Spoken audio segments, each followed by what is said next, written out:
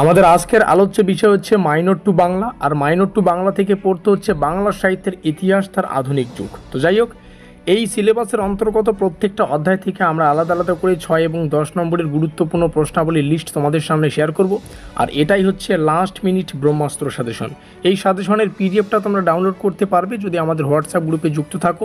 তো হোয়াটসঅ্যাপ গ্রুপের link description বক্সে দেওয়া আছে। ডেসক্রিপশন বক্সে দেওয়া লিঙ্কে ক্লিক করে তোমরা আমাদের হোয়াটসঅ্যাপ গ্রুপে ডাইরেক্টলি যুক্ত হয়ে নাও। পিডিএফ কীভাবে ডাউনলোড করবে সেটা ভিডিওটির শেষে আমি বলছি। তো যাই হোক, বেশ কিছু তথ্য তোমাদের সামনে উপস্থাপন করছি। দেখো, বাংলাতে 100তে 100% কমন পেতে গেলে তোমাদের সেমিস্টারের শুরু থেকে শেষ পর্যন্ত একদম কনসেপচুয়াল অর্থাৎ থিওরিটিক্যাল কিন্তু পড়ে আসতে হবে, একদম টপিক ধরে ধরে। তো যাই হোক, এই মুহূর্তে এমন কিছু প্রশ্নাবলী রয়েছে যেগুলো আমাদের নজরে আমাদের মনে হয় যে পরীক্ষার জন্য মোস্ট ইম্পর্টেন্ট। সেই সমস্ত প্রশ্নাবলীকে তোমাদের সামনে উপস্থাপন করছি। এখানে থাকা প্রত্যেকটা প্রশ্নই মোস্ট ইম্পর্টেন্ট, আর প্রত্যেকটা প্রশ্নকেই তোমাদের ভালো করে প্র্যাকটিস করতে হবে। তবে তোমরা যারা প্রাইভেট টিউশন পড়েছো, প্রাইভেট টিউশনের সাজেশনটাও বাংলার ক্ষেত্রে তোমরা অবশ্যই একটু দেখে রাখবে। যারা আমাদের নোটপত্র নিয়েছো, নোটপত্রের বাইরে তো কোনো কিছুই পড়তে হবে না। আর যারা কলেজে ক্লাস করেছো, কলেজের টিচারদের সাজেশনে কিন্তু ফলো করা ইম্পর্টেন্ট। সব কিছু মিলে বাংলাটা একটু কিন্তু বেশি পড়তে হয়, এটাই আমি বলতে চাচ্ছি। তো চলো, আমাদের চোখে যে সমস্ত প্রশ্নাবলী মোস্ট ইম্পর্টেন্ট সেগুলোকে দেখে নিচ্ছি। প্রথমেই আমরা আলোচনা করব প্রথম অধ্যায়, বাংলা গদ্যের উন্মেষ ও বিকাশ, রামমোহন রায় এবং ঈশ্বরচন্দ্র বিদ্যাসাগরের যে টপিক। এখান থেকে 6 মার্কের জন্য 6খানা প্রশ্ন রয়েছে। আবারও বলছি, প্রত্যেকটা প্রশ্নই তোমাদের পড়তে হচ্ছে। রামমোহন রায় বাংলা গদ্য রচনার প্রাথমিক যুগে কী ধরনের বৈপ্লব ভূমিকা পালন করেন? ঈশ্বরচন্দ্র বিদ্যাসাগরের গদ্যরীতি ও ভাষারীতির সম্পর্কে আলোচনা করো। গদ্য ভাষার শুদ্ধতা ও সাবলীলতা প্রসঙ্গে বিদ্যাসাগরের অবদান। রামমোহনের সঙ্গে যুক্তিবাদ ধর্ম চিন্তার প্রতিফলন আলোচনা করো। বাংলা গদ্য ভাষার বিকাশে রামমোহন ও বিদ্যাসাগরের মধ্যে তুলনা। 19 শতকের প্রজ্ঞা যুক্তিবাদ ও সমাজ সংস্কারের লক্ষ্যে গদ্য শিক্ষার ভূমিকা কী ছিল? এখানে থাকা প্রত্যেকটা প্রশ্ন তোমাদের পড়তে হচ্ছে। 10 নম্বরের জন্য 3খানা প্রশ্ন রয়েছে আমাদের এই প্রথম অধ্যায় থেকে। প্রশ্নাবলীকে দেখতে পাচ্ছ, এখান থেকে তোমরা একটু দেখে রাখবে। তার মধ্যে মোস্ট প্রত্যেকটাই ইম্পর্টেন্ট। বাংলা গদ্য সাহিত্যের উন্মেষ থেকে বিকাশ পর্যন্ত রামমোহন রায় ও বিদ্যাসাগরের সম্মিলিত অবদান।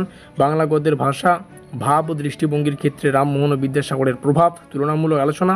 এভাবে এখান থেকে প্রশ্নাবলীকে দেখে নাও। আমরা দ্বিতীয় খণ্ডে আসবো। 6 নম্বরের এখান থেকে প্রথম প্রশ্ন, সাহিত্যের বঙ্গভঙ্গ, প্রতিবাদী সুর ও জাতীয়তাবাদ কীভাবে প্রকাশ পেয়েছে?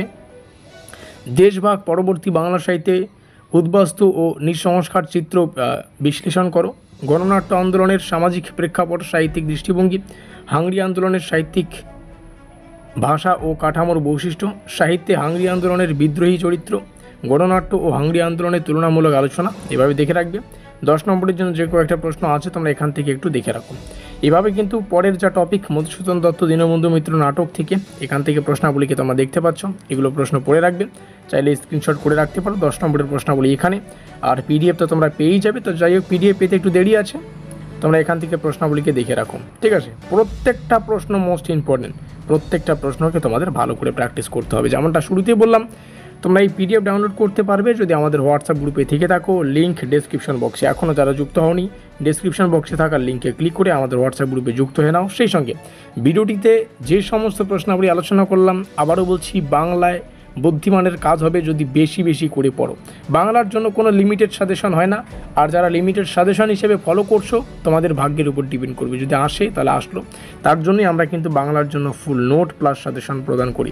বাংলায় আমরা কোনো অবহেলা করি না। বাংলাটার জন্য যেহেতু কনসেপচুয়াল, সেজন্য তোমাদের সামনে সেভাবেই সাজেশনটাকে প্রস্তুত করলাম। অবশেষে ভিডিওটিকে শেষ পর্যন্ত দেখার জন্য সকলকে অসংখ্য ধন্যবাদ। মিলতে হয় পরের কোনো সাজেশনমূলক ক্লাসে।